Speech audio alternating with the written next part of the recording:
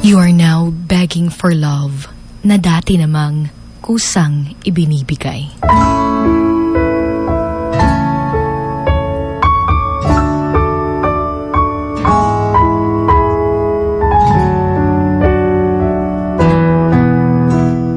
Masasabi mo talaga na hindi ka na mahal, na nagbago na siya. O na baka may bago na kapag nangihingi ka na ng oras, ng pagmamahal, ng atensyon mula sa taong mahal na mahal mo, na noon naman ay kusa niya itong ibinibigay sa'yo. Mahirap yung eventually bigla na lang siyang nagbago nang hindi mo alam yung rason kung bakit nagawa niya ito sa'yo. Mapapatanong ka pa sa sarili mo kung sinasadya niya ba ito o baka hindi ka na talaga ganun kamahal. Mahirap at masakit, diba?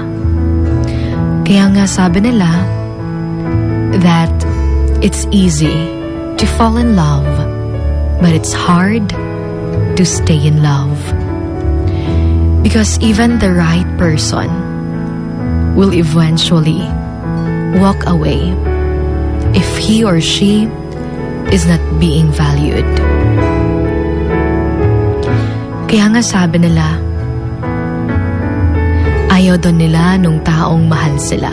Dahil eventually, mawawala naman yung feelings na nararamdaman nila para sa'yo. Kaya nga raw, dapat daw nating piliin yung taong pinili kang mahalin. Don't choose someone who is in love with you. Choose someone who chooses to love you.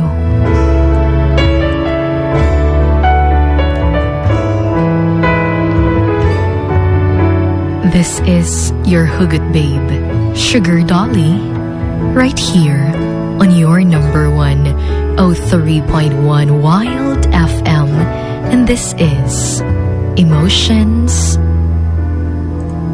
Going Wild.